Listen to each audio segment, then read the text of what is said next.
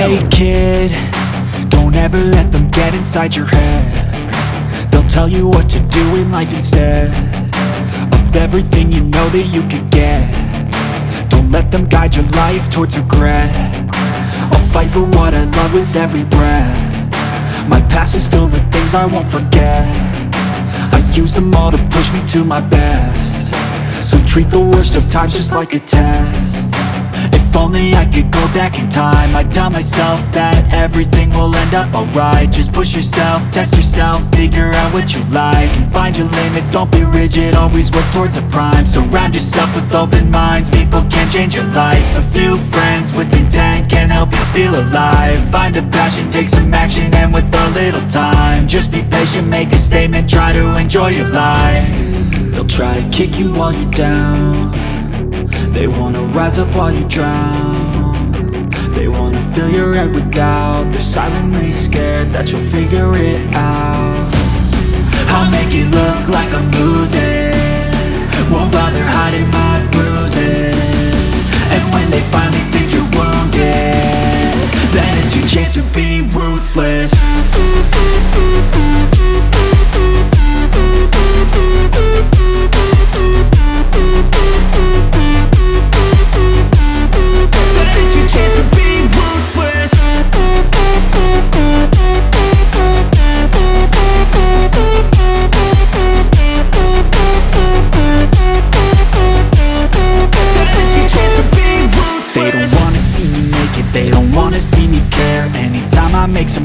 I can see that they compare. I think everyone's against me, maybe something in the air. Am I paranoid? I swear a void is forming and they're scared. I walk a straight path, not many can say that. I like to play fast, cross me and there's payback. You better pray that I don't see your face at any place that I go. I know you hate that. I've been doing fine, I'm not wasting any more time.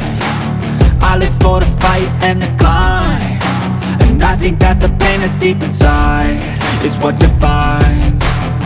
So I won't give up, I'm gonna make it to the top. I don't care what's in my way, I swear I'm never gonna stop. I could fall flat on my face and I swear I will get back up, cause I don't deserve a thing and the road ahead is tough. They'll try to kick you while you're down. They wanna rise up while you drown. They wanna fill your head with doubt. They're silently scared that you'll figure it out. I'll make it look like I'm losing, won't bother hiding my bruises. And when they finally think you're wounded, then it's your chance to be ruthless.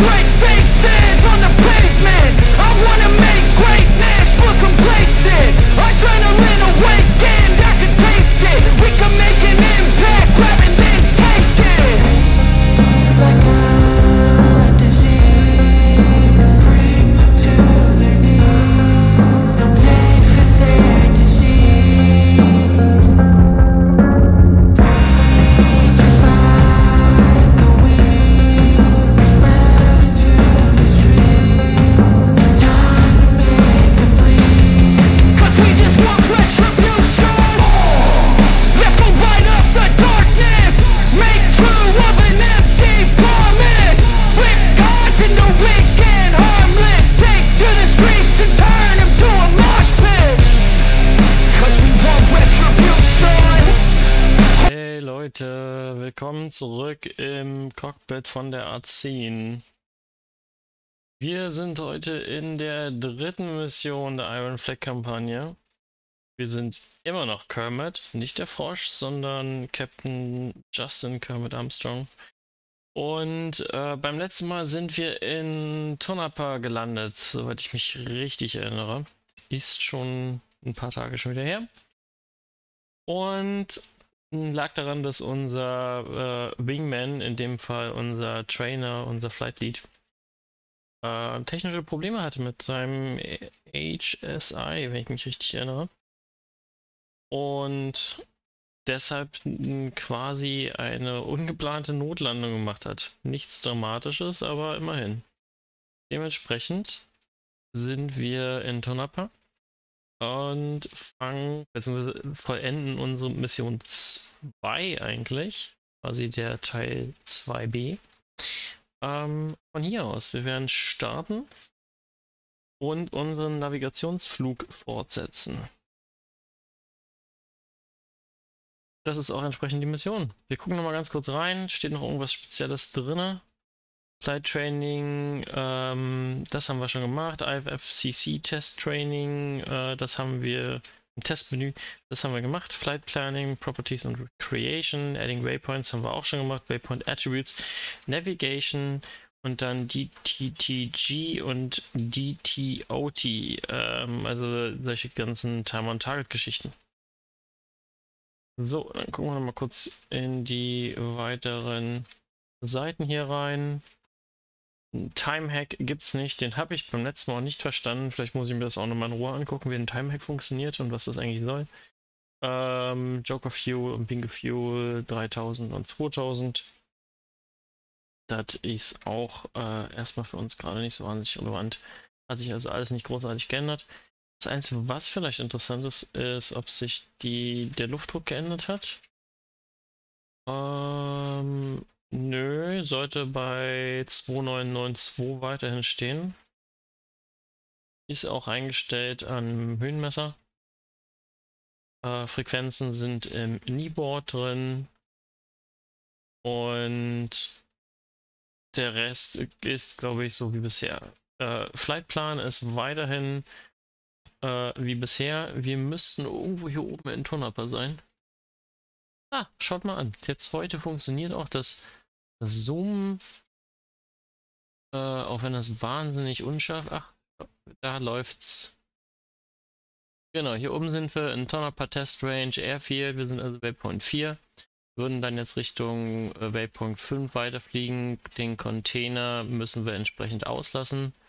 Das sind auch, glaube ich, die Wegpunkte, die wir gesetzt haben als Barrier 6, 7, 8, 9 und nach Hause.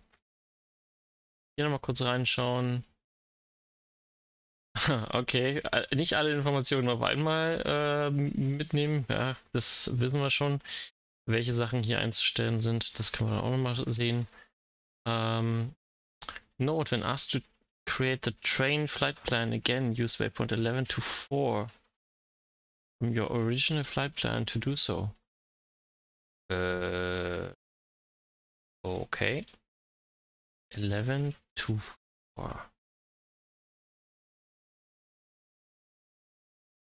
And changing attributes of waypoints, do it via the FPM page on the CDU and not the waypoint attribute page. Von der Flight Path, von der Mission Page. Wie ist das Ding? Flightplan, dachte ich. PM? Pay close attention to the instructions, not to mechanically press the space bar too early at some points in the mission. Pay close attention to the instructions, not to mechanically press the space bar too early at some points in the mission. Also nicht zu früh drauf drücken, ne? Gucken wir mal. Okay, that was rather unexpected, having to quit the last mission in the middle due to failure of Biff's jet. HSI, ja genau, siehst du, hier steht's nochmal. There was also a bright side to it. This particular part is easy to replace and the whole process took less than an hour on the ground. We are now ready to take off and continue with what we were doing. So to recapitulate, das Recapitulate haben wir, glaube ich, gerade gemacht. Das brauchen wir nicht nochmal wiederholen. Asus ist 303 27 12725 haben wir auch. Und ich würde mal sagen, da legen wir jetzt einfach mal los. Üblicherweise wieder erstmal die Sachen hier, oder? Genau.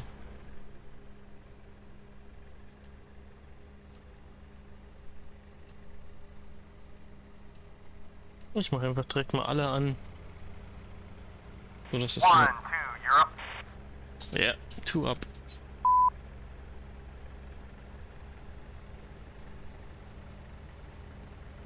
Frequency. Gucken wir ganz kurz, ob die Initial Frequency auch die ist, die ich gerade hier drin habe. Ob hier noch irgendwas anderes ist. Oh. Ich sage nicht, dass die... Ah, okay, da sind die Frequencies. Dip, dip, dip. Sollte passen. Hey, firm, you're good to go? Yeah, should be. I'll check once we get her started. Let me know when you're ready for taxi. Wilco.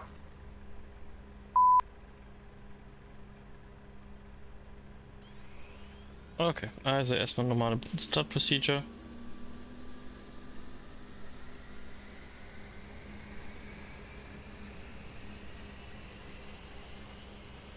Die lassen wir.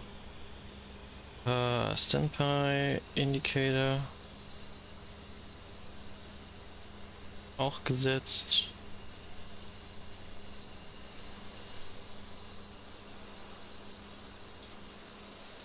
APU ist 100%, Generator on und Left Engine on. In der Zwischenzeit machen wir mal die Sachen hier an und fix die CPU, weil sonst der ganze Kram nicht aligned. Ansonsten für den Boden Flashlights. Das ist soweit eingestellt. Ich habe es ganz gerne, wenn ich hier meine Controls alle ein bisschen hochdrehe.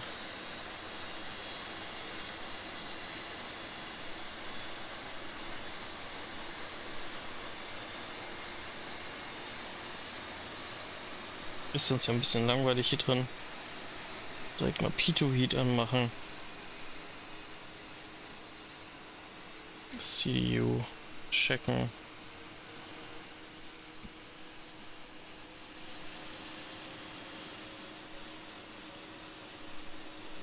Ich glaube, wir machen mal den quicken Alignment. Zack. Dann dauert das Ganze nicht so lange hier.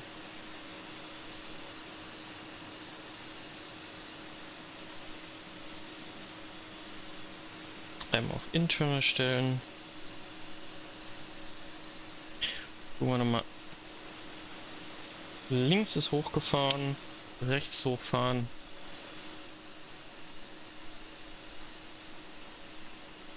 War ich nicht gerade auf der richtigen Seite? Interessant. Mal kurz einen Pin reinsetzen, dann ist das auch. Ah, Turn-up bei Asus. Das ist natürlich nicht eingestellt, schätze ich mal. Check.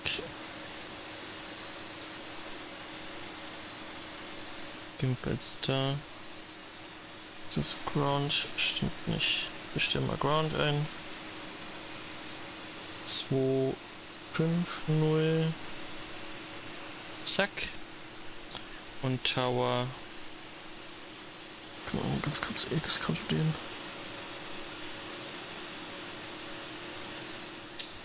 Ich bin so vergesslich mit Zahlen, das ist Wahnsinn.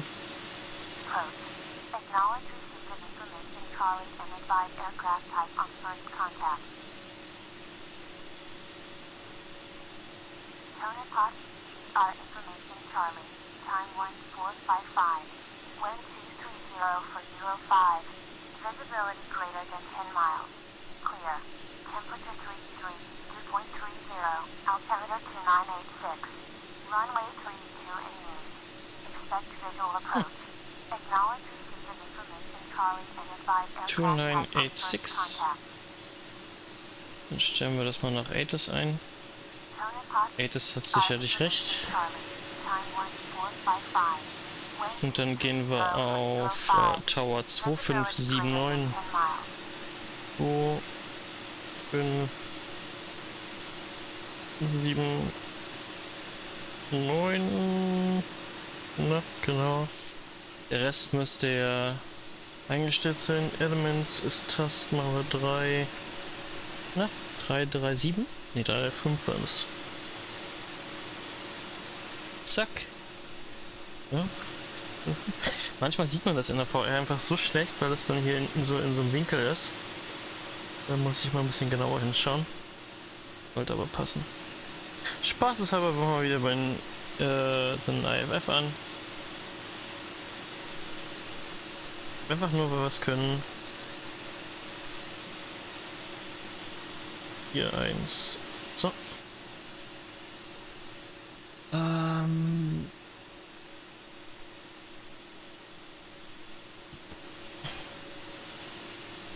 So, machen wir mal Kabinchen hier zu.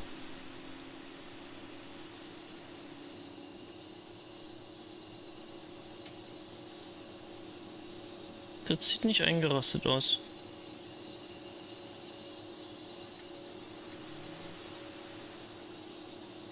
Muss das so? Mir irgendwie vorher nie so aufgefallen. Na gut. So, dann nochmal einmal Load All. Acknowledge.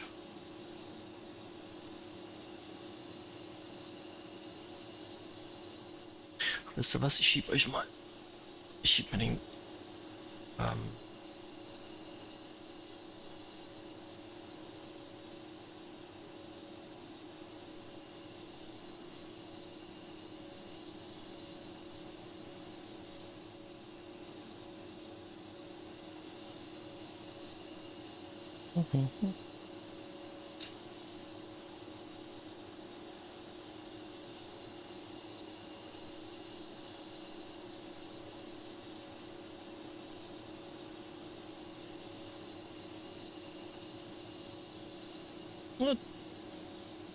Das ist doch eine gute Position. Dann kann ich unten auf den Chat gucken, wenn ich das brauche. Und den Rest. Und den Rest sehe ich so. Das ist so supi. So. Ted Lengths. CDU mal kontrollieren. Ist aligned. Passt soweit. Einmal auf Nav stellen. Flightpan anstellen. SAS Pitch anstellen. Na. Und mal Take-off Trim. Dann können wir jetzt auch APU Generator ausmachen und APU. Wenn wir das hier haben, IGI an und Steer Point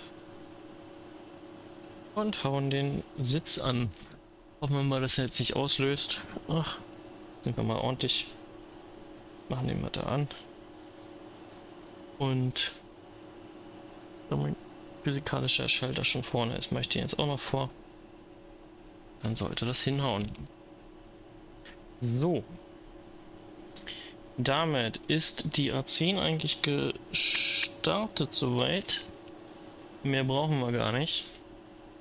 Oh, was ist das denn? Das ist ja niedlich. Wo kommt die denn her? So, und dann würde ich ganz gerne einmal ganz kurz auf den auf die Flightplan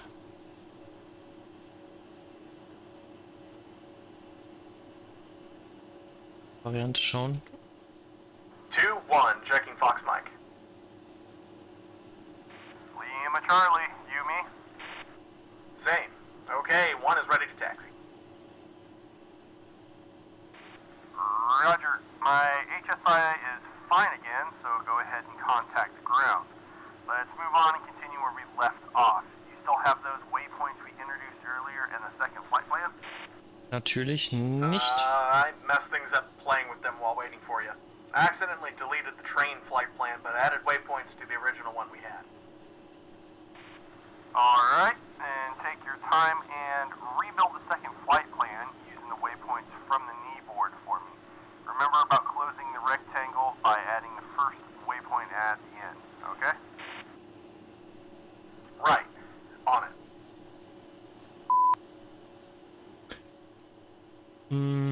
Weapons 11 zu 14, Train 1 zu 4.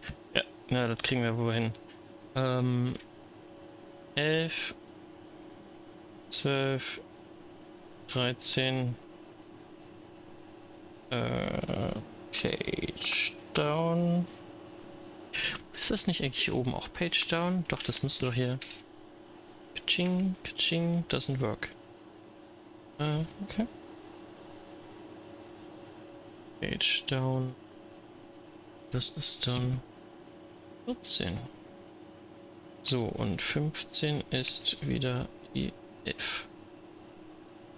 Gucken wir uns das mal ganz kurz auf den TED an.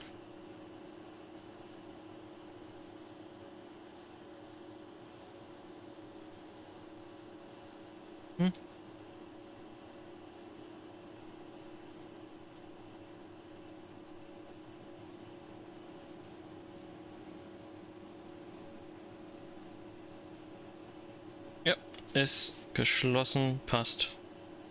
Wunderbar. Gehen wir auf den zurück.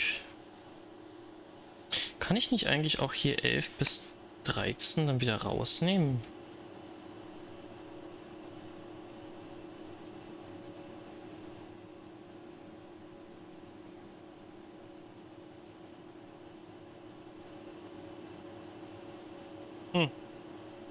Okay.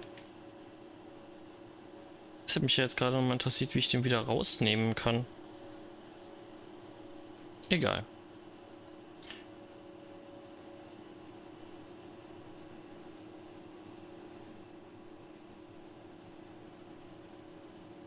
Was haben wir vorhin gesagt? Wegpunkt 5 und dummerweise vorhin gar nicht hingehört, was Atis gesagt hat. Welches?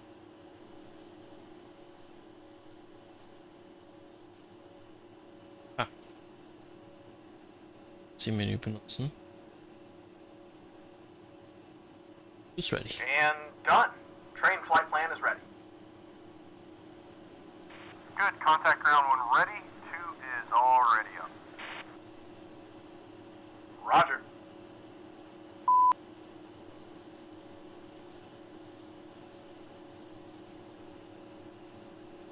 Tonopah ground, Tusk 1 is 2 A10s at Bravo ramp, ready for taxi with Charlie. Tusk 1, Charlie is current. Taxi Bravo, Foxtrot, Alpha, hold short runway 32 at Alpha. Contact Silverbow on 257.9. Bravo Alpha, hold short of 32 and Silverbow on 257.9 or Tusk 1-1.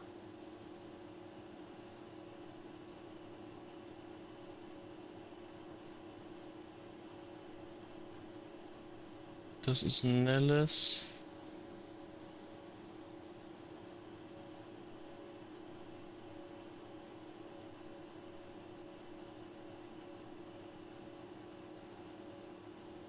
Ich suche gerade noch mal eben schnell die Karte von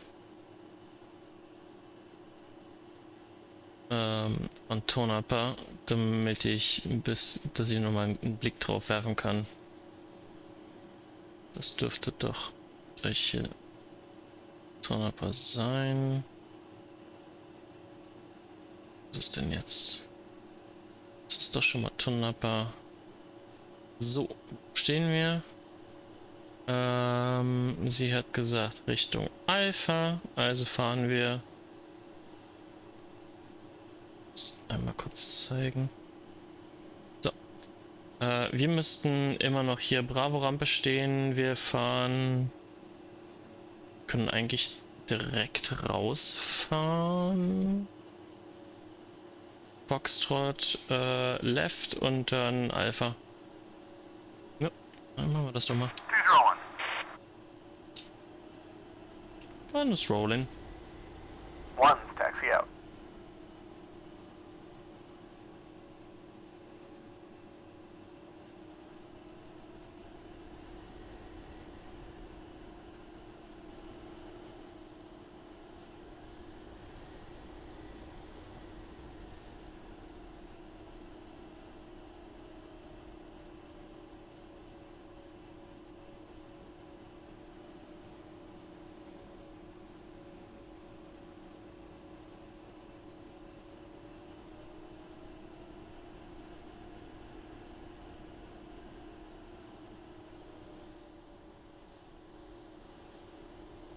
So, dann ab auf die Rampe.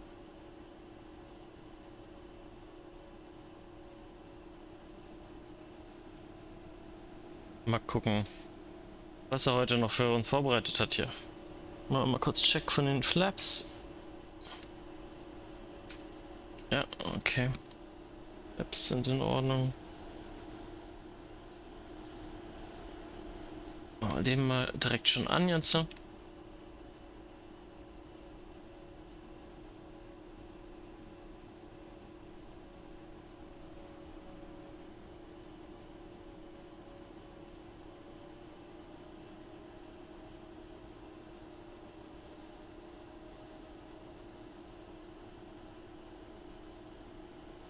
One, pushing silver bow frequency.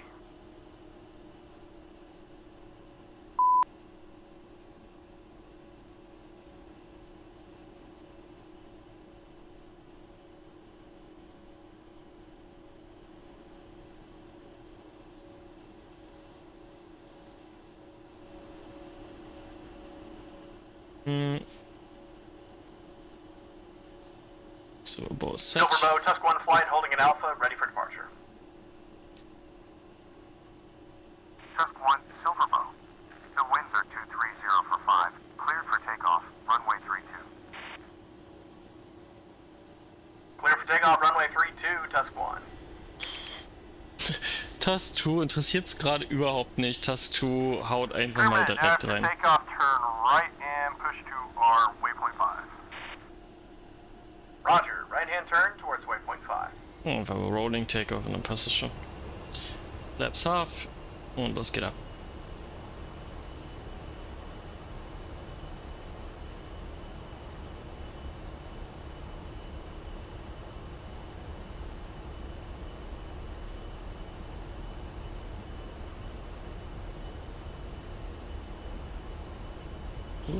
Gebockt sie gerade ein kleines bisschen. Two wheels up. Oh. Da war eine kleine Böe.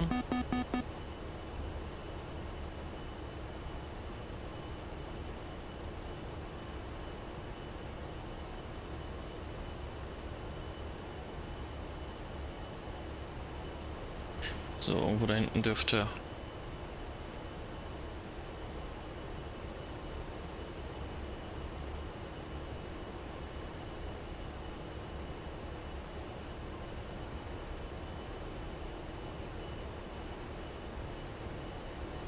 alles 10.000 bis zur Landung, alles gut.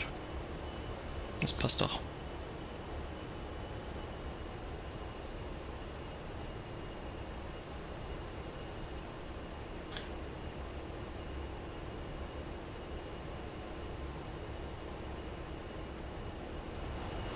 So, 1 gibt wieder Informationen.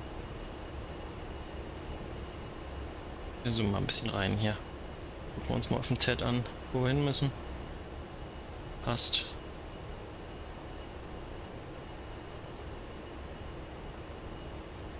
Check.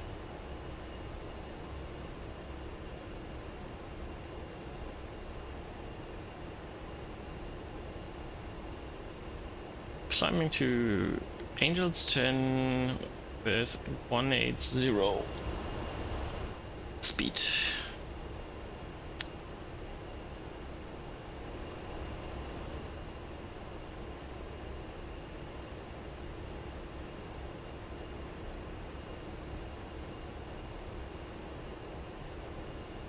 Jetzt ein bisschen trimmen mal hier.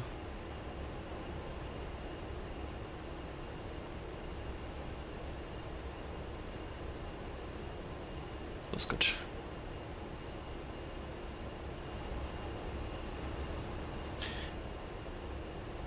Ja, wie gesagt, ein bisschen langweilige Karte. War halt wirklich nur Wüste. Es war halt ein gutes Testbett damals für Eagle Dynamics. Aber grundsätzlich finde ich die Karte eigentlich ganz cool. Als Testrange macht die durchaus Sinn.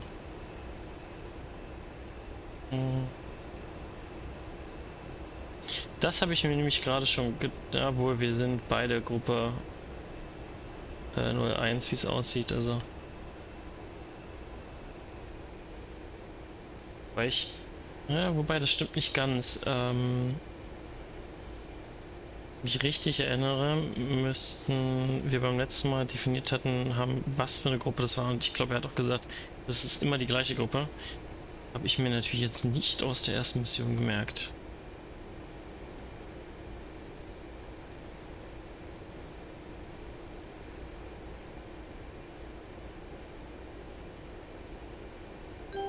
Oh, mal Autopilot rein. Und da ist er doch auch schon. Task 1-1.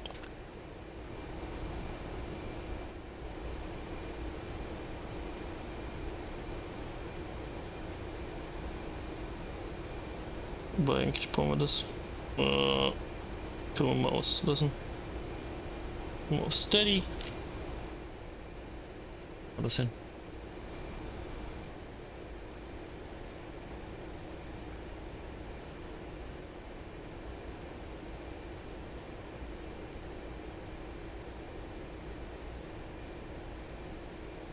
Task 1-1, Silverbow, cleared to resume on navigation. Contact Blackjack at 377.8. Blackjack on 377.8, Task 1. Thanks for everything.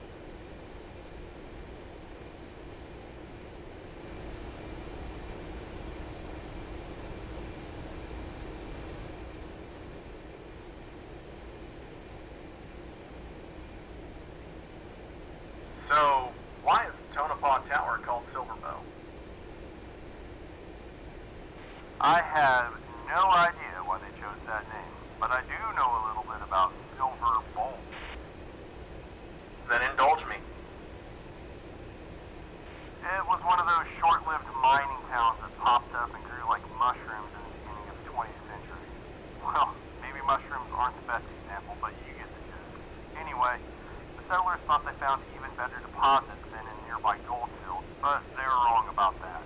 Silverbow was abandoned only 1 year after it was created. Now, it's one of the many mining ghost towns gathered in the desert. Is it open for tourists? I guess if you have authorization to enter the Tonopah Electric Combat Range, plus a good four-wheel drive, then yeah. Huh. For the time being, I'll limit my activities to the petting zoo you mentioned earlier. Yeah, it's totally worth it. Upgrading back on range. Stand by. I'll contact Blackjack. Push 377.8.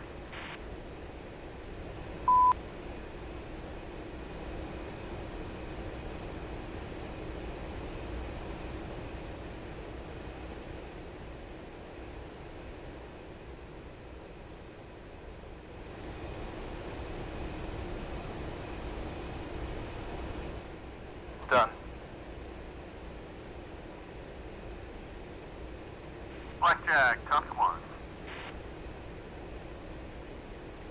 Tuff 1, side check, sending. Tuff 1 is a two-ship of A10, 10 miles to the southeast from Tonopah. Looking for re-entry for a local fan flight. Tuff cleared interior dispersion. All ranges should be cleared. Cleared for entry, Tuff 1.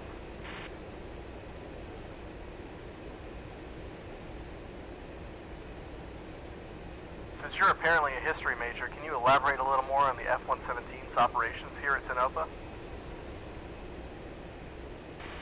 Yeah, sure. So, in the early 80s, as the senior trend project was moved over to the operational side, they shifted entire F-117 program from Groom to Tonopah. The base was pretty sparse, so they had to build it up. They added all the security measures, support infrastructure, dorms, and the rows of hangars that became known as the Canyon. Dorms? So people were actually stationed up here? No. Well, most were not in the traditional sense. So they were actually assigned to Nellis, but they would get flown up here on Monday, and then they'd get flown back to Nellis at the end of the work week. Keep in mind that the F-117 was a black project until really the spring of 1990. Being black, a lot of stuff was kept in dark, figuratively and literally. I'd imagine. So what did these folks tell their families what they were doing all week way up in the high desert? The story was that they were doing stuff with A7s up there. A7s, huh? That's funny. In hindsight, yeah, it's pretty funny covering up what at the time was one of the most advanced and revolutionary aircraft in history, which is fluff. So these days they just keep most of the retired F-117s in Type 1000 storage here just in case we need to bring them back into service. If the internet is to be believed, there's still some flying around these days. Yeah, I saw something about that the other day on the internet. Maybe if it's true, we'll see one. Wouldn't that be something?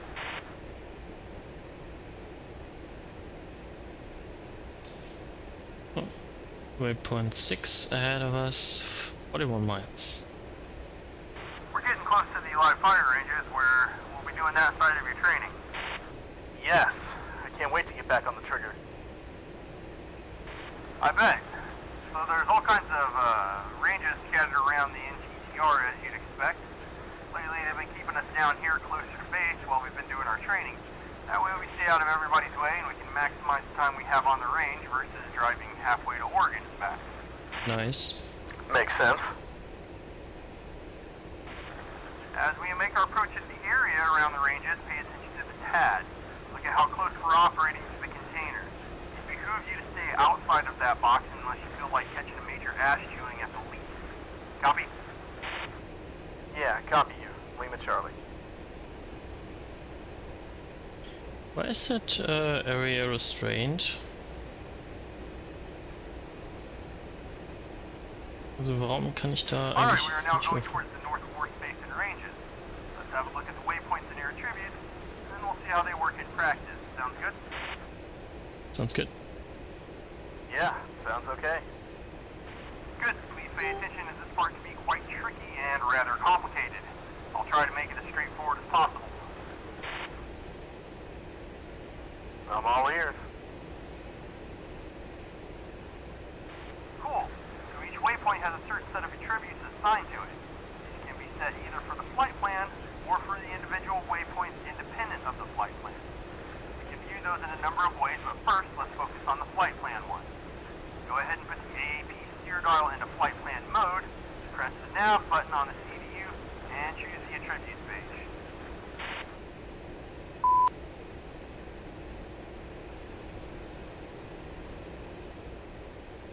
Done. Okay, AAP steer set to flight plan and waypoint attribute page is selected. Okay, first attribute is the scale, and it determines the course deviation indicator and glide slope indicator sensitivity. Irgendwie habe ich das Gefühl, es ist ziemlich leise. Ich gucke mal gerade, ob ich das Mühe lauter bekomme.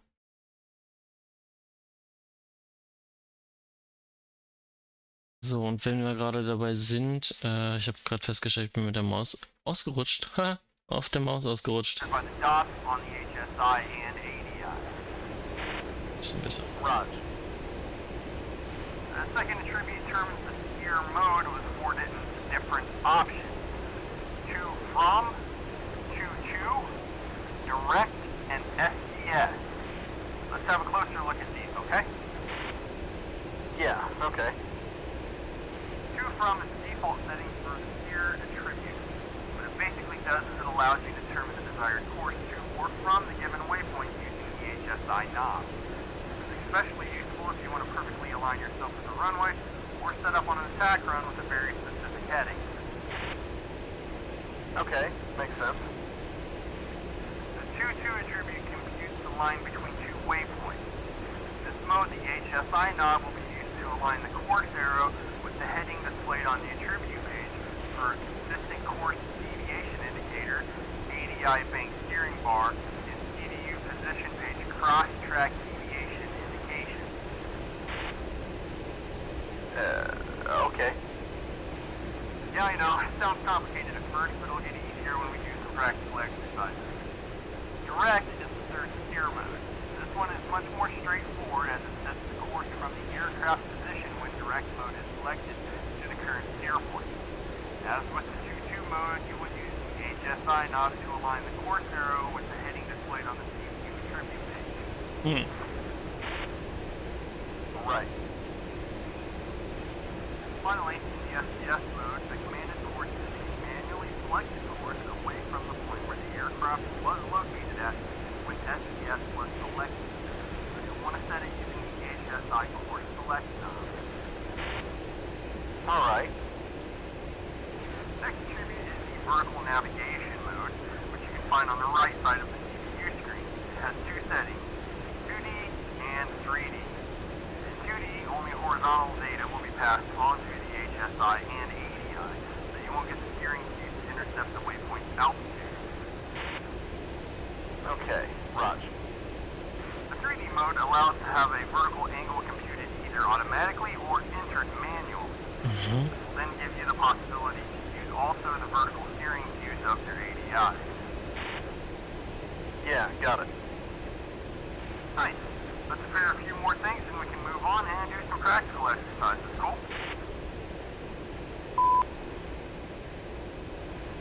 Cool.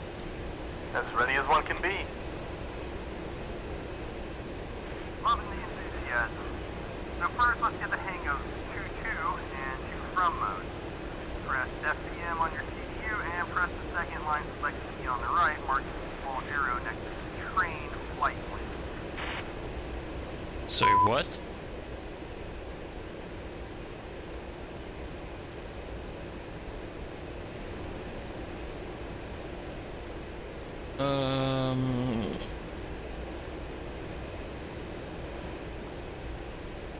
Second LSK on the right, marked with the asterisk next to train flight.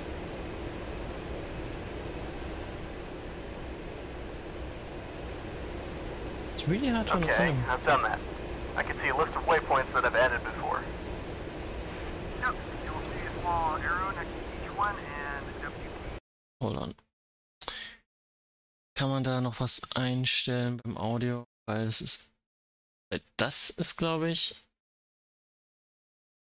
nicht das Thema, oder? ATT text above.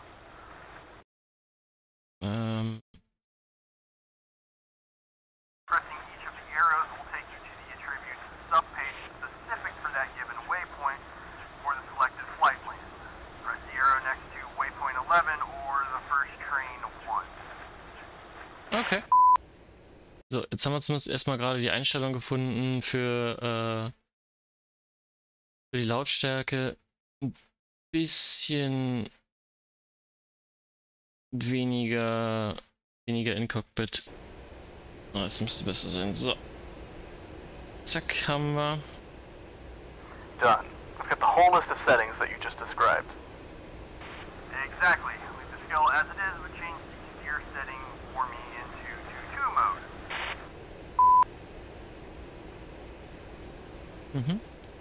Got it. Alright, done. Perfect. Now press the flight plan menu button on the CDU again. Then enter the train's flight plan and do the same thing for all of the waypoints in there. But we're going to leave train 4 as 2-from. Let me know when you've done all that.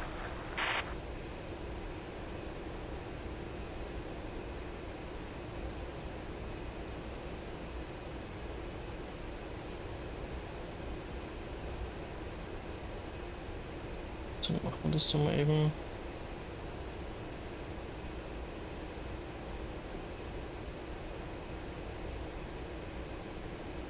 Und Train 4 hat er gesagt.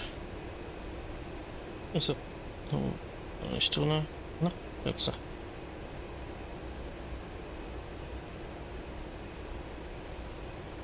Train vorlassen. Ja, ist in TUF Raum, richtig? Train from TUF Raum. Ja, haben wir. Okay, all waypoints set according to instructions. Very good. Now choose train flight plan as our active one and set the waypoint changing to auto. Next, select waypoint 14 or train 4 as your steer point.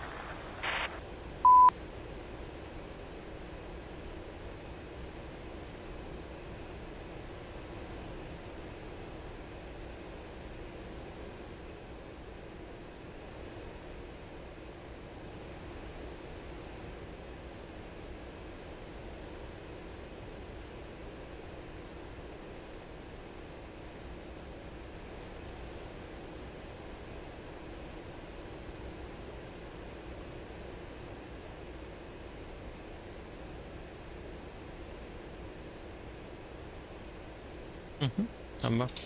Okay, done. Our aim will be to get there flying a very specific heading, say 270. Currently, waypoint 14 should be somewhere to our 7 or 8 o'clock, which is indicated by the thin arrow on your HSI. Affirm. Okay, use the HSI course select knob and set the desired course to 270. Once you've done that, you will notice that the CDI needle has moved away from the course arrow, which is currently pointing directly to the left. Right?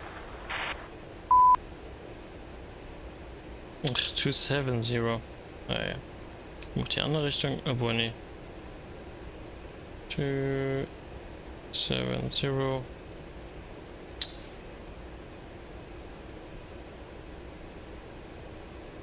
That should be it.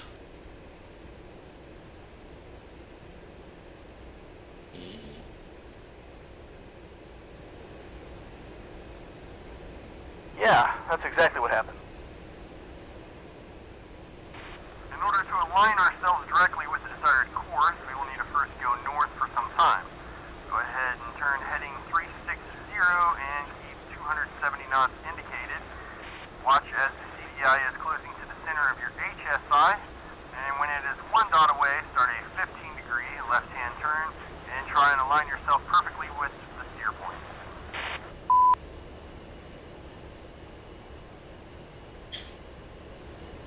Heading 36027 indicated.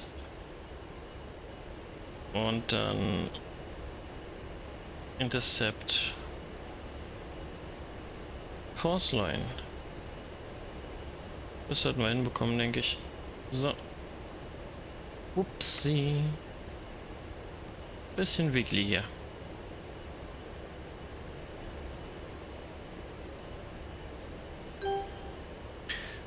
So it's coming center of your HSI and it is on dot 1 dot away. Start a 15 degrees left hand turn and try to align yourself perfectly well with the steer point. 1 dot away is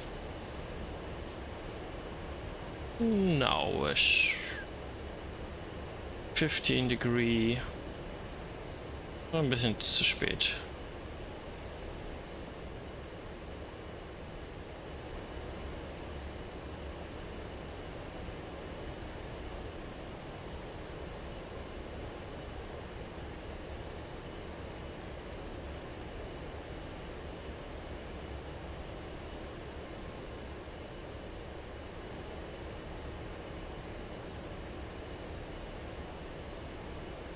Alright, I'm aligned and on course. Great. Now press the nav button on the CDU and select the attribute subpage. In the lower right corner, you will see that your HSI is set as course 270 or thereabouts. This is the digital readout of what you have set on your HSI using the knob.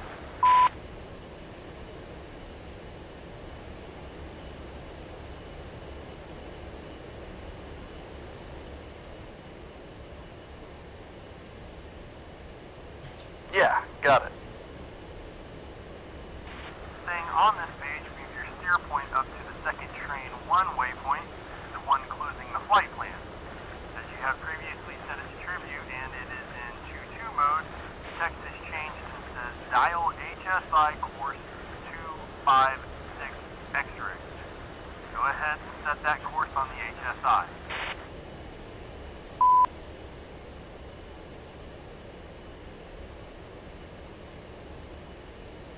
Two, 5, 6, 7.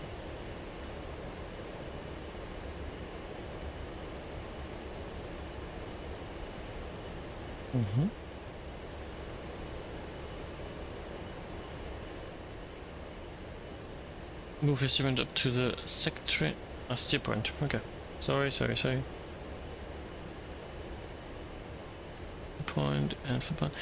You have previous set it to do mode. The text has changed and says dial HSI.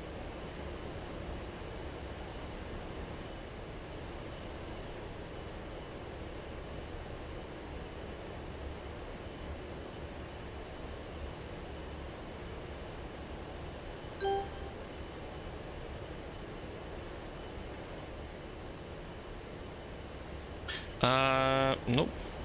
Didn't change. Okay, done. As you're approaching waypoint 14, you will see that the CDI is aligning with the course arrow. Try and have it aligned perfectly in the middle as you turn and continue towards waypoint 11.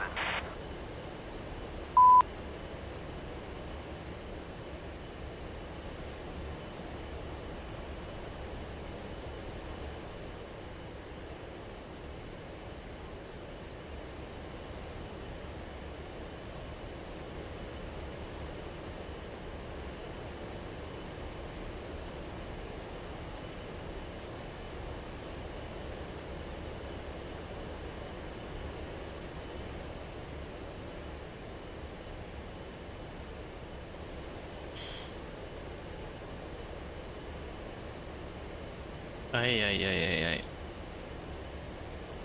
Man kann echt mit den Wegpunkten im Moment so viel machen.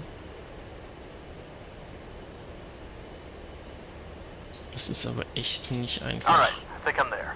Beziehungsweise die meisten Sachen davon braucht man eh nicht. Nice.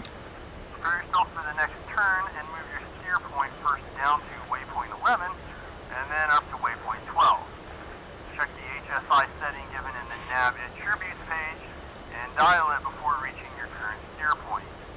If you look at your course arrow, you will notice that it aligns exactly with the green line on the pad connecting waypoints 11 and 12.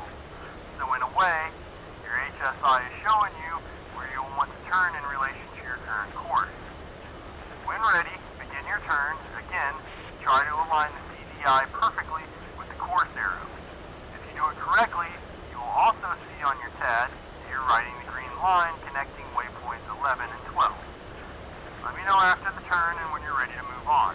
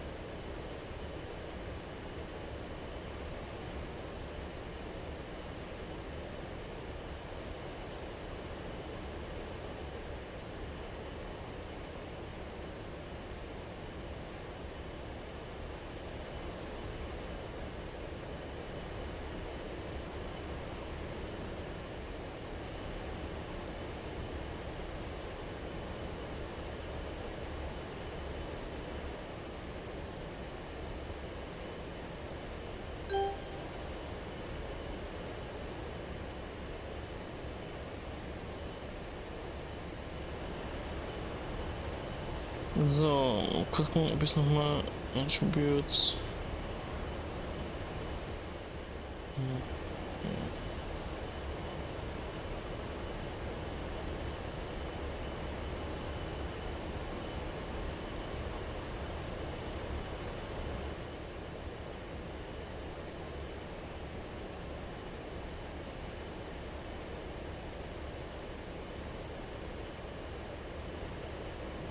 Warning, autopilot.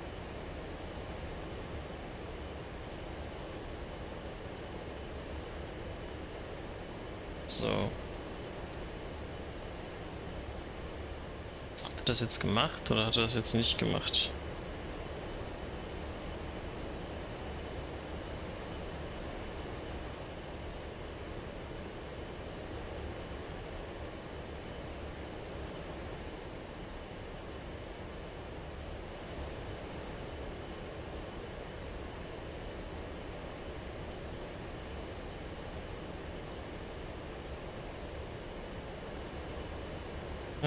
Bup.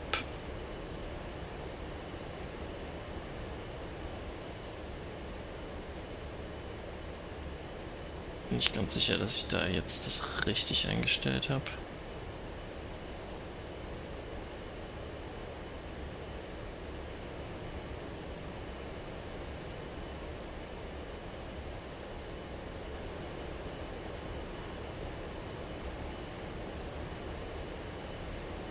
Bei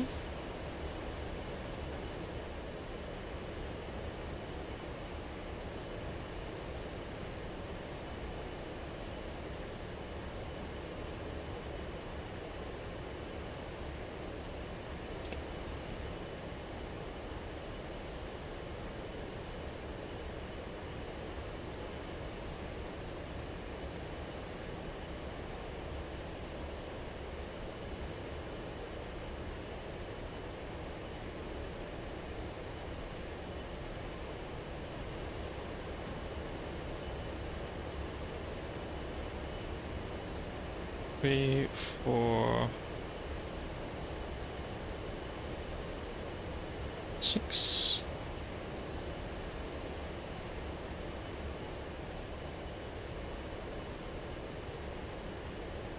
Und 15 Grad. Upsi. So ist gut. Theoretisch müsste ich jetzt genau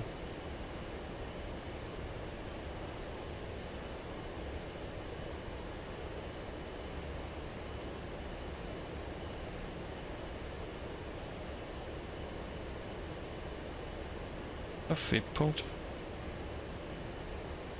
2 oder Train 2 rauskommen. 1 is on course to waypoint 12. Good shit. Next, rotate your course set knob left and right. You'll notice that it has no impact on the CDI needle, which remains in place. This is because in 2-2 mode, you'll use the course set to align your course arrow with the desired route. Now return to nav page, press the attribute sub page, move one waypoint up to waypoint 3, set the course accordingly, and turn when ready.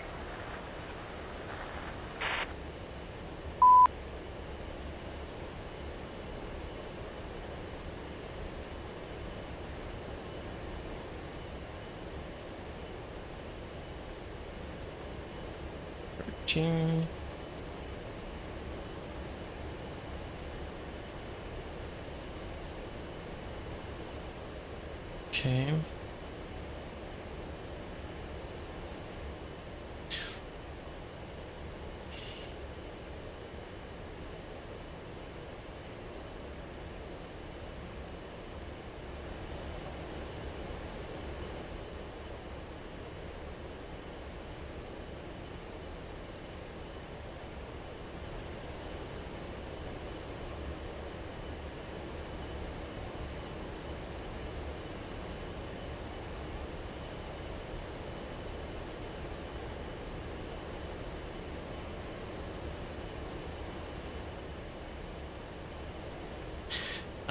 So ganz korrekt scheine ich es nicht gemacht zu haben, weil die Course Needle ließ sich gerade noch verändern und ich muss gerade mal den Kurs wechseln. Was aber trotzdem praktisch ist, dass es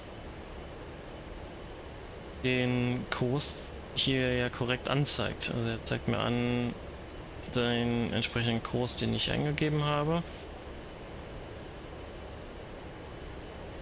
Und führt mich entsprechend auch auf den richtigen Winkel dann wieder En route auf. to waypoint 13. Cool. So you think you're riding the green line perfectly? Let's see. Press the FPM button, select train flight plan, and enter the attribute subpage for waypoint 13.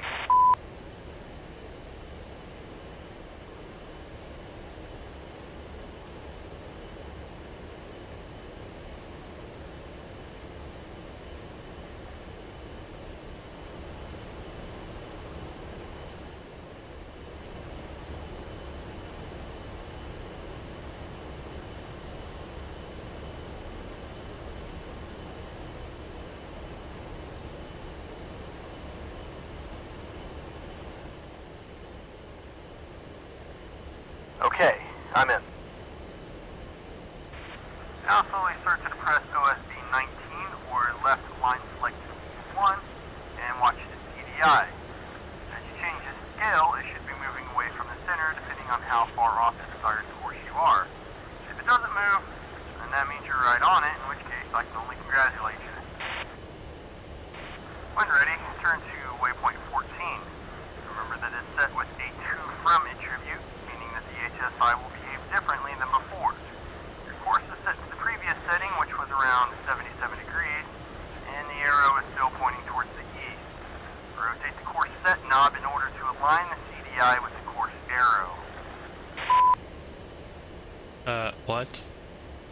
Turn to waypoint 14. Remember that it is set to TO2 from attribute, meaning that the HSI will behave differently than before your course is set to the previous setting, which was around 77 degrees, and then the arrow is still pointing to the east. Rotate the course set knob in order to align the CDI with the course arrow. Okay. 14.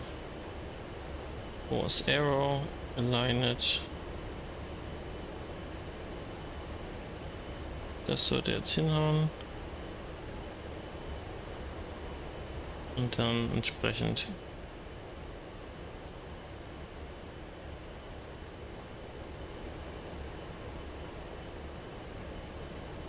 Ich habe zwar irgendwie gerade nicht verstanden, was ich jetzt gerade anders gemacht habe. Aber ich hatte halt so, ne? Okay, done. As you can see, the CDI will move towards the center as you align the course arrow with your current steer point. This is the main difference between the two from mode, where you choose the heading you want to use in order to get to the selected steer point, and the 2-2 mode, which can be best described as a line connecting the previous waypoint to the current steer point.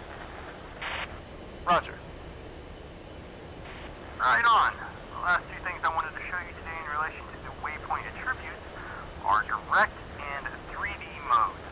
For starters, once again, go to the flight plan menu page and choose the MFN flight plan as the active one.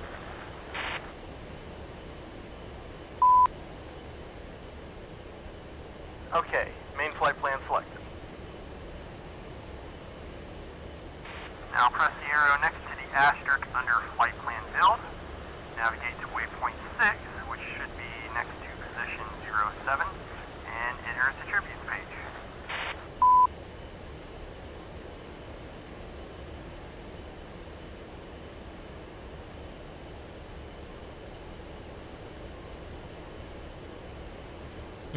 Welche position? Navigate to waypoint 6. Okay.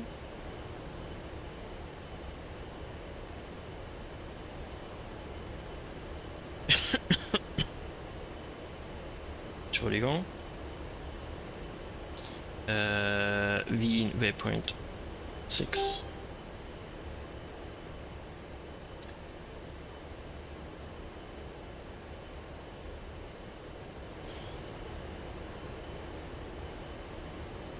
Ich bin, glaube ich, im falschen.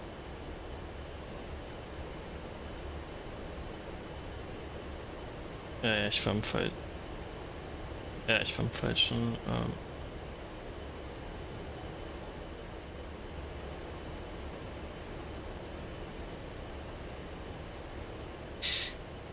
Wisst ihr, was ich mal einstelle?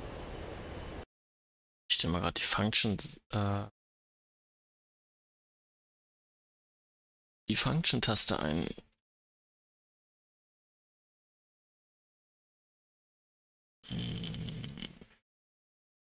Ach, das ist schon die Scroll-Taste. Na.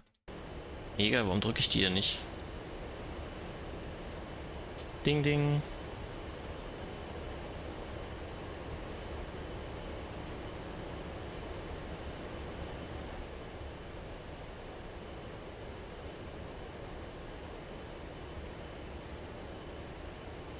Okay, done. Now do me a favor, turn towards waypoint 6 and then set the steer setting to direct. What this does is that when you press it, it plots the course from the position of your aircraft to the selected waypoint. In this mode, turning the HSI knob will not move the CDI, as your aircraft should now follow an imaginary line between the point in which you switch the waypoint to direct mode and the current steer point. Let me get this clear. So I can set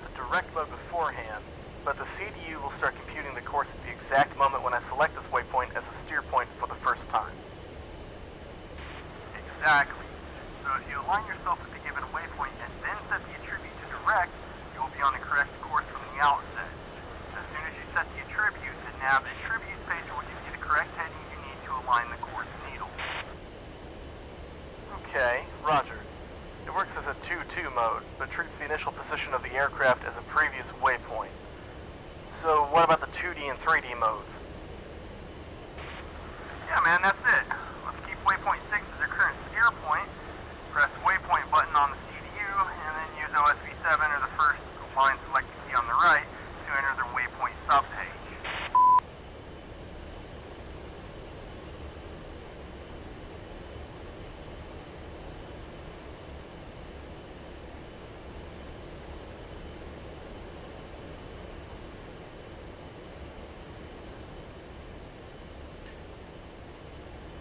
Haben wir gemacht. Press the waypoint button. Ding on waypoint.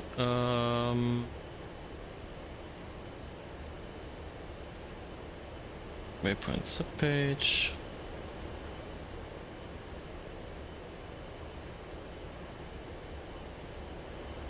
Alright, I'm on the waypoint subpage now. Press 6 on the numpad and press OSB 19 or the left line selected key 1.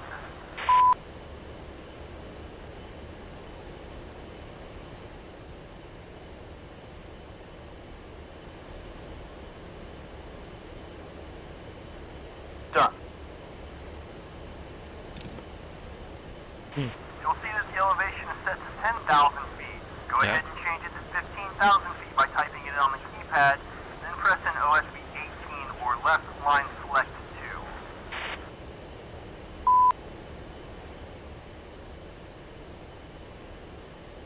Pressing USB or second left LSK from the top. Also.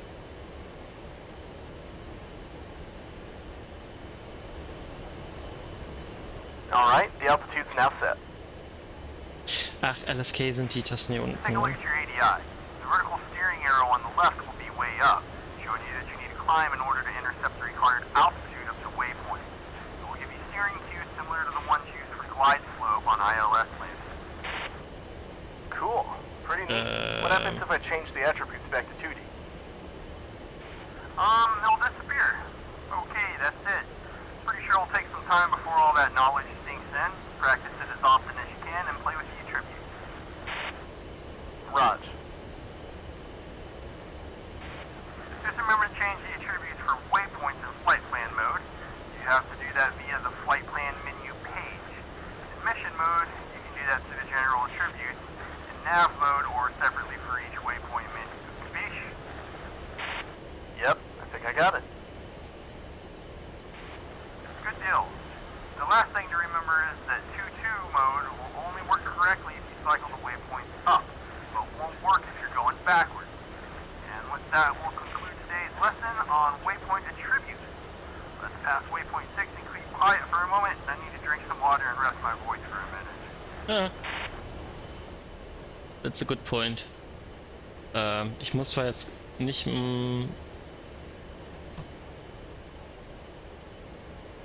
nicht meine Stimme schonen, aber ein Schluck Wasser trinken ist, glaube ich, ganz gut. So. So, Waypoint 7.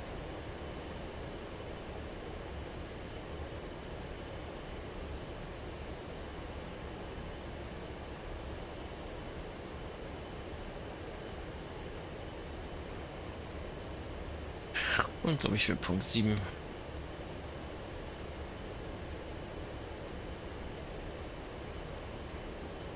Ist auch wieder auf 10.000 Fuß. Das heißt, wir gehen mal ein kleines bisschen runter.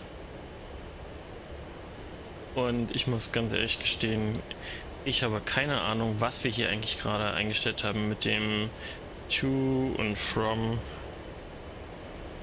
Oder was das mit dem Direct und 2D3 Modus hat. Ich habe eine Vorstellung davon, was ich gedacht hätte, was passiert. Ja. Okay, as we're approaching waypoint 7, let's talk about the last item on my list for today, which is going to be desired time on target and desired time to go. Ready? Sure. Ah, dieser Time to Go war das, verstehe. Okay, so as the name implies, the desired time on target and desired time to go allows you to determine a specific time of arrival up to within 1 second, or a specific time to reach a given waypoint. These are your link, so if you set one up to 2, it will affect the others. Roger. Makes perfect sense. It does, doesn't it? So let's try to use it to cover a distance between waypoints 7 and 8 in a set time. Let's say 5 minutes. Alright. Since we were following the flight plan, we'll just have to set it up using the flight plan menu mode on the CPU, just as we would change the waypoint attributes. So please enter it now, select the current active plan, and go to the properties of waypoint 8.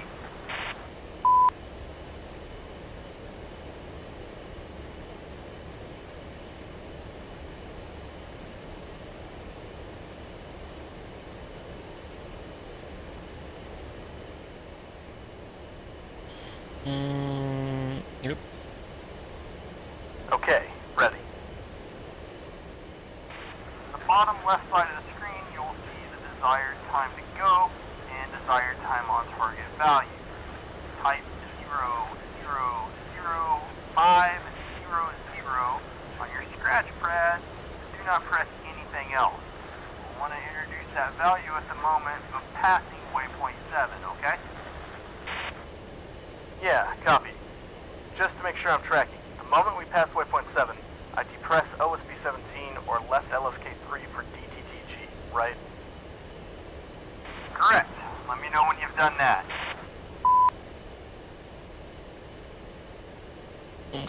Wait until you pass waypoint 7, okay, and press LSK3 or OSB 17 for the desired time to go function to start counting timing. If that doesn't work, you can also use F10 as backup option. Okay.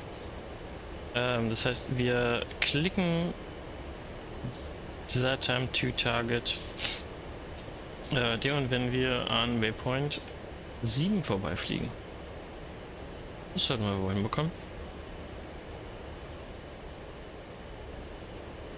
000500 ist eingestellt. Das ist schon geil. Das ist natürlich schon eine geile Sache. Wenn du sagst, Desired Time to Target auf 5 Minuten ist natürlich mega, weil dann auch schönes Timing vorprogrammiert ist. Du kannst dich mit anderen super koordinieren.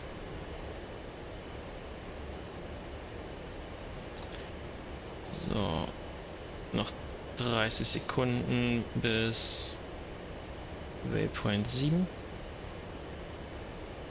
Kurz den Autopiloten ausmachen, um ein bisschen besser auszurichten.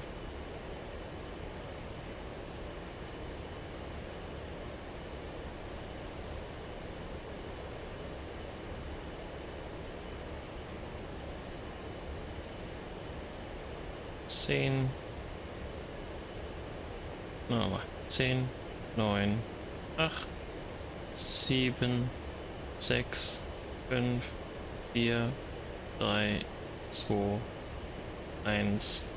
Okay, set.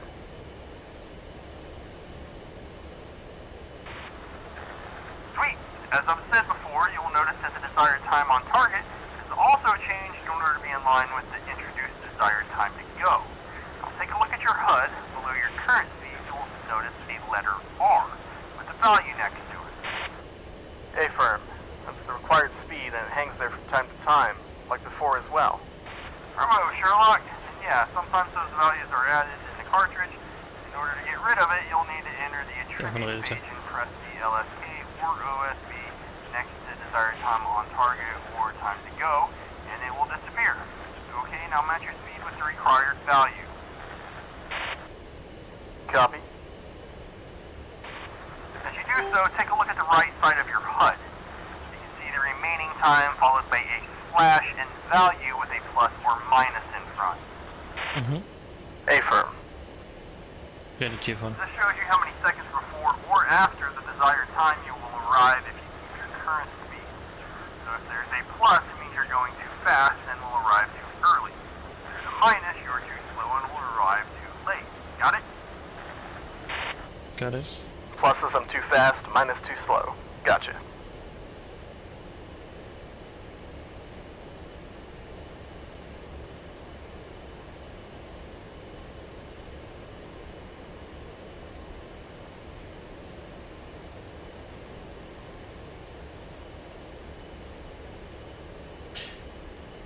So. Also Speed sind wir ja einen Ticken, einen Knoten zu schnell. Ich will auch schon, dass wir ein kleines bisschen langsamer fliegen.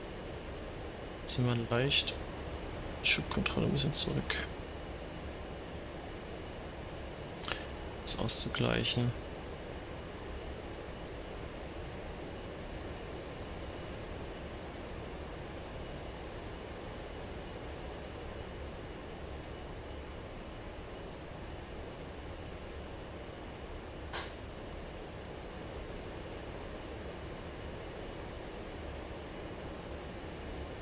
Und 3 Sekunden zu langsam. Wieder aufholen. 2 Sekunden. Das ist das, was wir machen, um beim Super Bowl oder eben zum 4. Juli genau auf den Takt zur Nationalhymne dann am Ende rüber zu fliegen. Genau solche Sachen.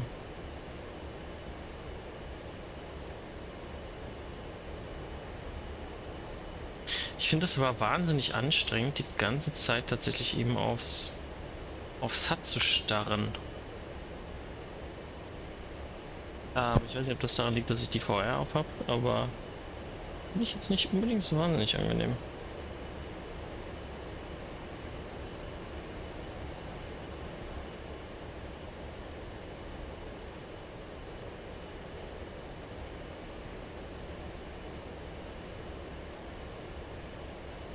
Quiet ist noch ist nur einen Knoten höher als aktuell.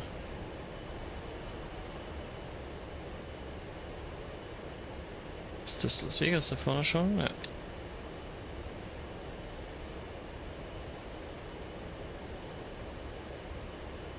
Genau on time gerade. Wunderbar.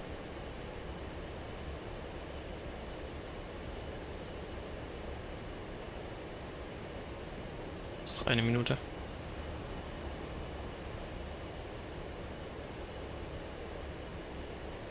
Also das funktioniert gut.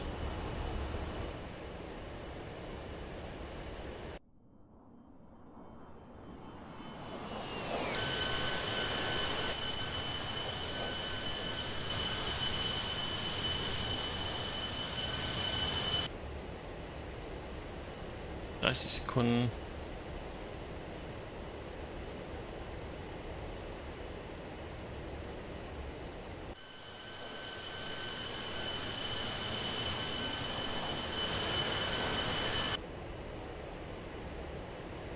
Fünf, 4, 3, 2. Okay, time's up. Where are you in relation to waypoint A? Just past it.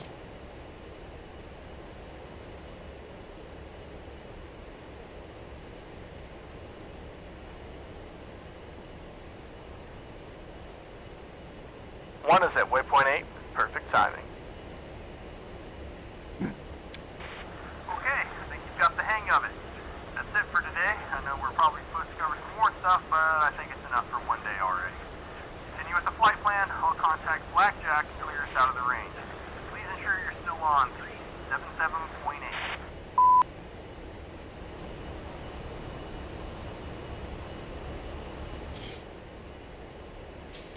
377.8 is set. Blackjack, TUF 1 is exiting through X-ray. TUF 1, copy. Thanks for coming through. Have a good one. Yep, anytime. See y'all soon.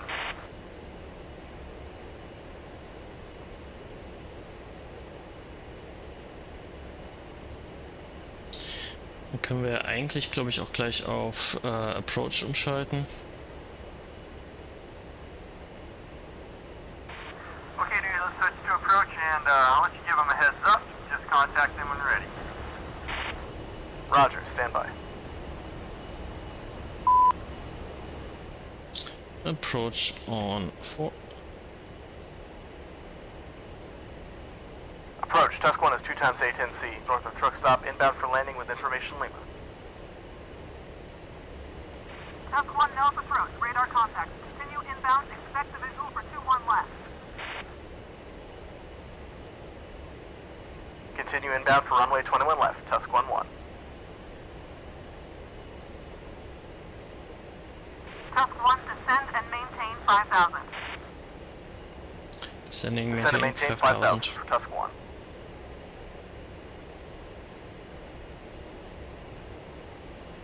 Also landen, glaube ich, kriegen wir langsam Tusk hin. 1-2, enter a right-hand orbit over the truck stop for spacing. Approach, Tusk 1-2, copy. Anchoring over the truck stop, right-hand orbit. Wir machen mal die ganzen Lichter hier in die korrekte Tusk Position. 1-1, contact tower at 327.7. Report 5 miles out. Good day. Roger, contact tower for Tusk 1-1.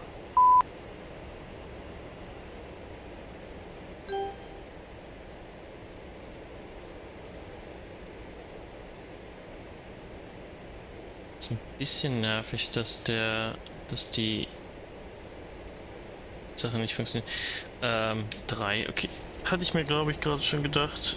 Nellis Oh, Tower, Tusk 1-1 is 5 that's- miles out for runway 21 left, full stop. Tusk 1-1, Nellis Tower. Wind is 030 for 10. Check landing gear. Clear to land runway 21 left. Clear to land, 21 left, Tusk 1-1.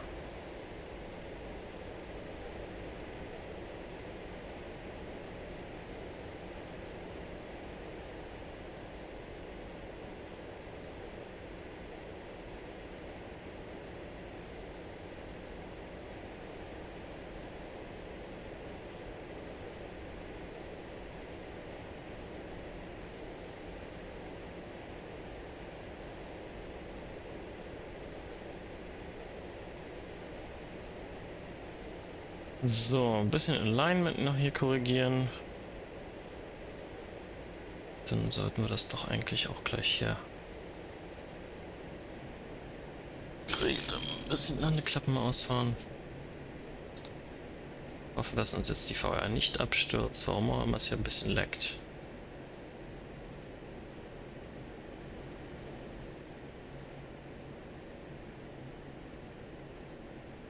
So.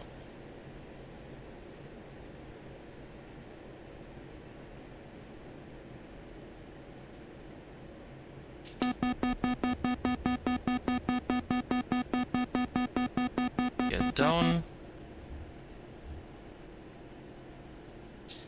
Und flaps down.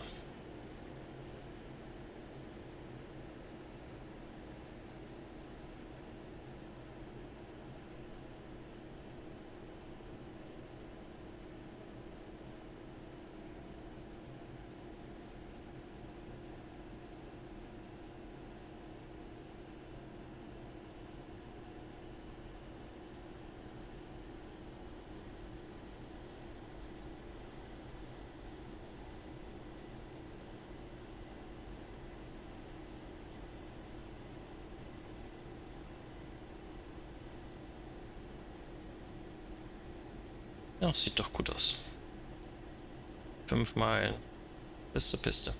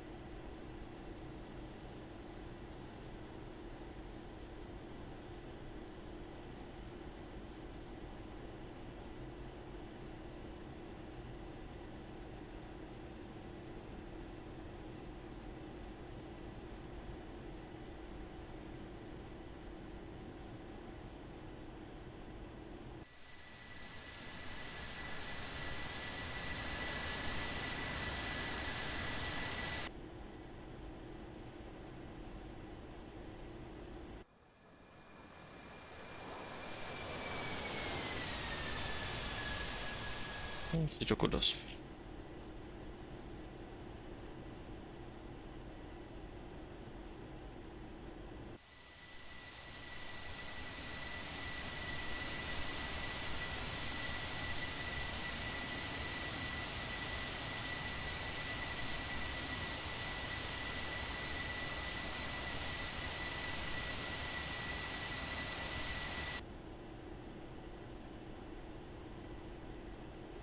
So, da sind die Marker für uns. Großen weißen Striche. Da muss der Velocity Vector rauf.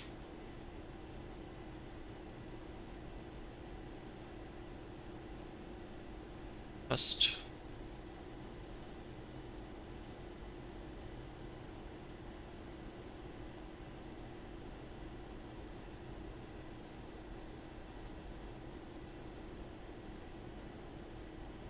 Engine to idle, Flare. Und einfach runterkommen lassen. Tutsch.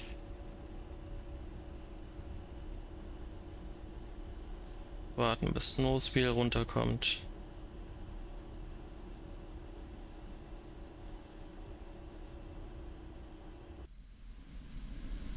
Tutsch. Sehr schön. Taxi back to Thunder and I'll catch up with you there. Tusk 1-1 Dallas Tower, vacate at Alpha, contact ground on 275.8. Roger, vacate Alpha, contacting ground, Tusk 1-1. Wenn das hier Bravo ist, dann Vacate Alpha erst hinten. Dallas Tower, Tusk 1-2 on final for runway 21 left, full stop. Tusk 1-2 Dallas Tower, winds are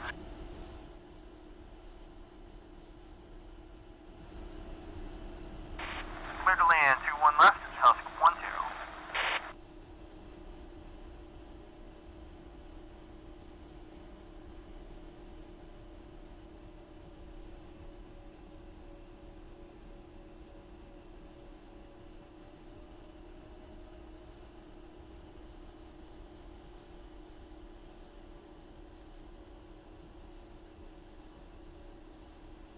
Genau, da ist Alpha.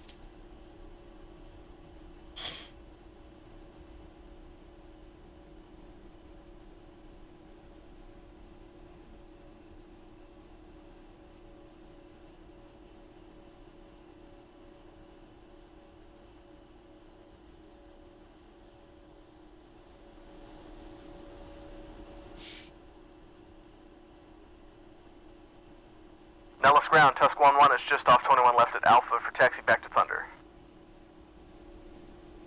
Tusk 1-1, taxi Alpha, Golf, Charlie for Thunder. Taxi Alpha Golf, Charlie, Tusk 1-1.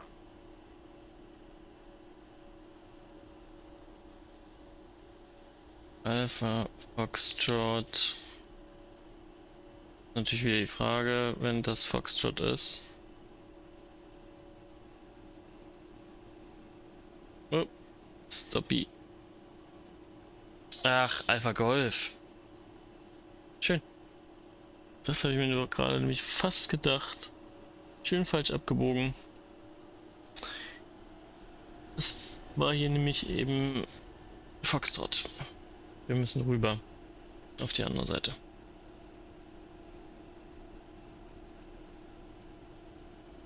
Alpha Golf Charlie.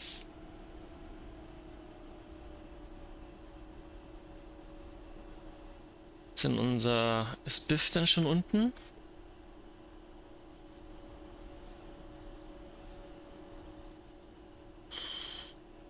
Mhm.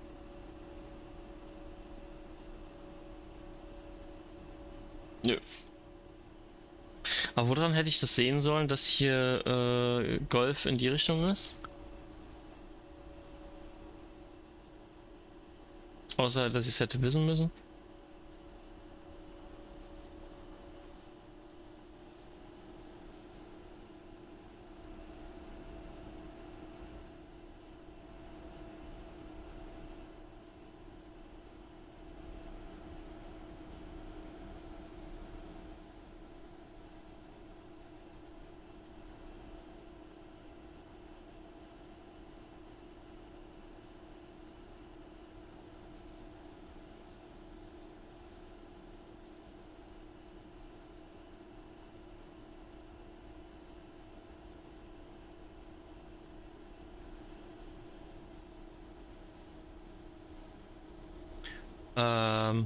Der 15 sind nicht mehr da. Die beim letzten Mal noch beladen wurden hier. Die scheinen schon losgeflogen zu sein. Dafür stehen jetzt hier ein paar Stratofortress.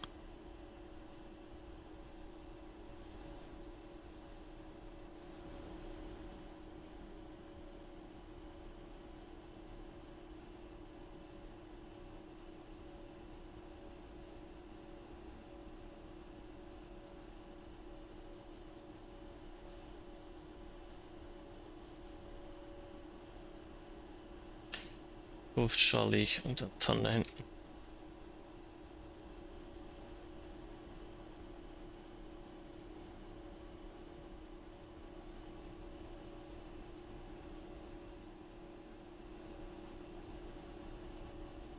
Bin scheinbar gerade beladen.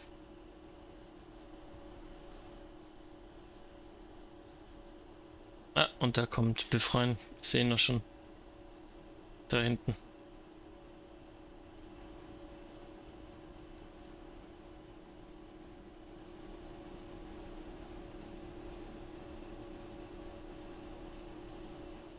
Ah!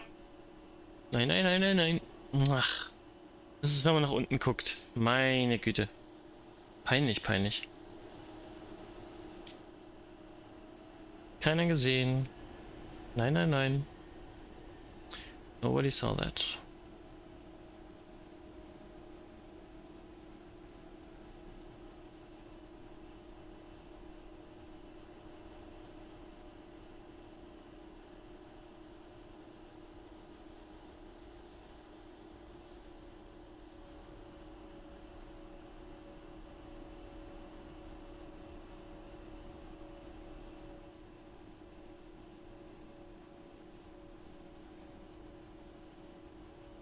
Too safe on deck.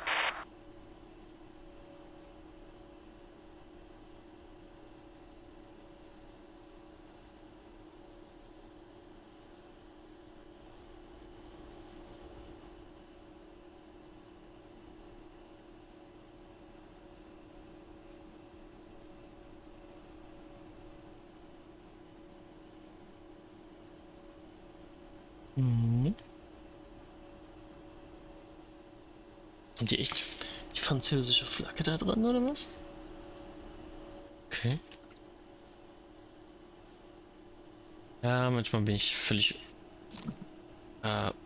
irgendwie. Ich, also ich habe manchmal echt auch keine Ahnung.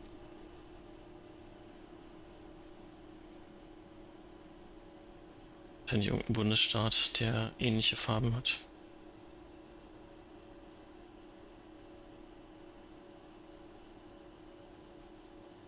Und 2-1 arrived at parking. Supi. Dann Generator on. Können wir hier schon mal irgendwie ausmachen. Den lassen wir mal noch an.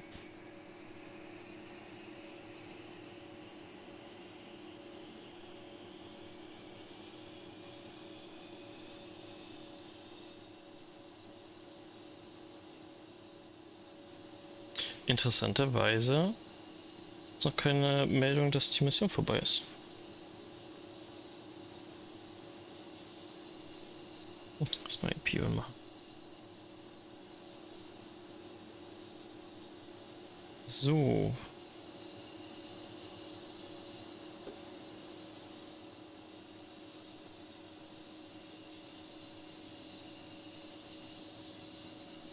Ich würde mal sagen, wir fahren schon mal in Ruhe runter. Australia, Tuff 1-2 is vacating to one left at Bravo. Tusk 1-2, ground, taxi Bravo, Golf, Charlie for Thunder. Taxi Bravo, Golf, Charlie to Thunder, Tusk 1-2.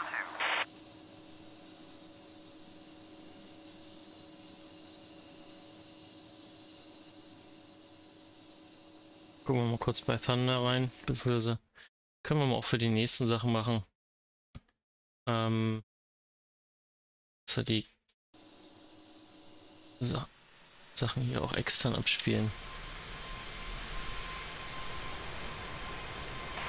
Alright, Kermit, good job today. It's been a very long flight with lots of new information, so make sure you digest it all. I'll see you in the debriefing room. Yeah, roger. I'll see ya.